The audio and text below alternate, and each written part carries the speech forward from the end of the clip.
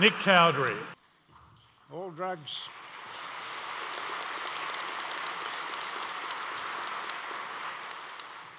I haven't said anything yet. Thank you very much, and good evening to you, one and all. Am I game to go on now? Yes. All drugs should be legalised. Not made compulsory.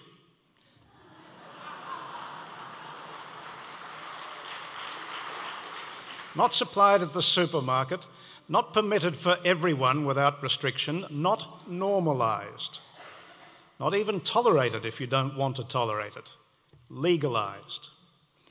Alcohol is legalised. Nicotine is legalised. Medicinal drugs. Gambling is legalised.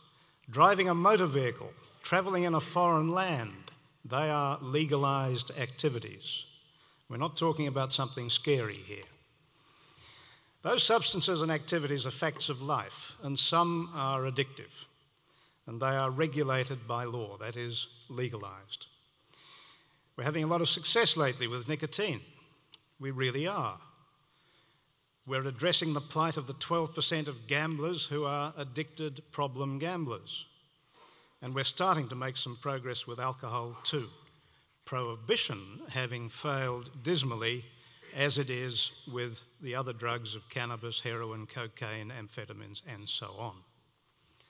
Regulating drugs simply means removing them from the routine operation of the criminal law, removing criminal penalties from those who happen to be caught growing, manufacturing, distributing, using the drugs that are presently not legalised, and setting up systems for their availability and control.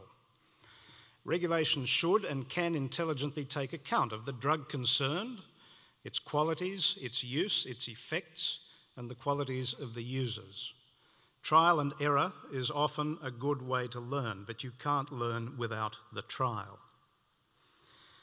The converse of the proposition for tonight's debate is either that no drugs should be legalised or that some drugs should be legalised.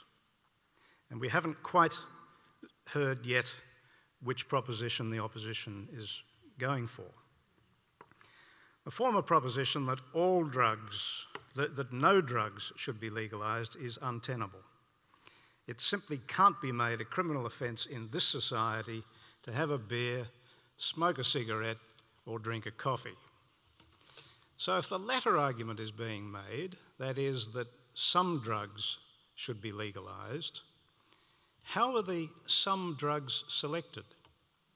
What's the rational basis for that choice?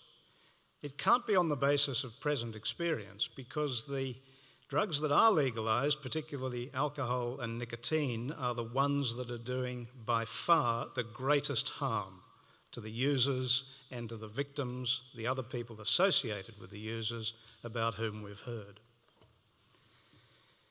The problem is that the criminal law is not a very effective instrument of social control, much less health regulation. It's a blunt but necessary instrument that's applied after a criminal event. The criminal law comes along much like an undertaker to deal with the situation that's been created, to make it right as best it can, and to deal with it in a generally socially acceptable manner. It cannot effectively prevent the creation of the situations with which it has to deal. It cannot deal with the way the just say no people would like reality to be, and wishing won't make it so, as any of you who are old enough to remember the Everly Brothers will have already heard. Dr. Norm Stamper is a member of LEAP, Law Enforcement Against Prohibition. He was chief of the Seattle Police Department from 1994 to 2000, at the end of an American policing career of 34 years, in which he commonly was on the front line of drug law enforcement, working undercover, taking the risks, trying to change the reality. He was here last year, And he spoke about the consequences of blindly accepting enforcement policies arising from the so-called war against drugs, which incidentally next month marks its 40th birthday. I'm not sure how you can wage a war against a botanical or chemical substance. It's just a little beyond my ken. But Stamper proposed his own model of regulation that would apply to production, packaging and supply. The required licenses would be hard to get and easy to lose. And he said, and I quote, "I personally believe that every product that is currently available needs to be made available under a legal market if there is a demand for it," unquote. That from a former senior American law enforcement officer, from a man who knows the reality and even tried to change it. There's a demand for drugs, a demand that started when humans first chewed or smoked some plant that grew in the ground or made the substances that would change reality. When they first drank fermented liquid, they discovered that there were some pleasurable effects, at least for some people. The reality is that some people want to alter their reality, even if only for a short time, and it's a very powerful human impulse that we haven't been able to resist completely. And there is also a supply of drugs. No matter what efforts are made to try to reduce the supplies, remove the supplies, you've heard already from our first speaker the effects that those prohibitive measures have wrought. So you have supply and demand. You have a market. And a market is conducted for profit. And unless that profit can be attacked, that market will continue. It is secret, it is diverse. To eliminate the victimisation that it causes, it should be taken over by government and regulated. That is, legalised. The ultimate goal is to make it unprofitable for those outside the regulated system. Only when that happens can the victimisation be halted and the harms repaired. The criminal law has no business trying to control a market.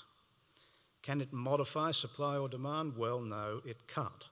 It can only, as I said before, clean up after the event. Well, what messages do I want to send and have I been sending for years, Mr. Sheehan? For those who read the column yesterday. My messages are these, that the criminalisation of conduct involving drugs has produced these features. A huge law enforcement and criminal justice expenditure of funds that could be better applied to protecting us from real harm. An active and thriving black market with ready availability of illegal drugs for a price. A price that is grossly inflated because of the added risk to the supplier, the manufacturer, the grower, of incurring a criminal penalty and losing the profits. Huge profits that are applied towards other criminal activity. Have you heard of narco-terrorism? It's real. Greedy and vicious entrepreneurs who are prepared to run the risks to pressure consumers into buying and to eliminate competition by very unsavoury means.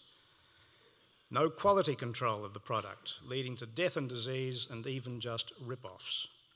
Ingestion in clandestine environments that heighten the transmission of diseases such as HIV/AIDS and hepatitis C. Reluctance by those who are now criminals to seek or accept proper medical and social support to deal with their drug use, and secondary criminal offending to finance this activity. There are examples in other countries of regimes that cautiously, tentatively and progressively have been able to be put in place to meet these harms and to reduce them. Switzerland, Spain, Portugal, countries that are well known. The next speaker for the opposition will no doubt include in what she says to us something about her journey. And I don't seek to belittle that for one moment. But our point is very simple, and I finish with it, that if drugs were legalised, she may not have had to take that journey. Thank Thank you, ladies and gentlemen.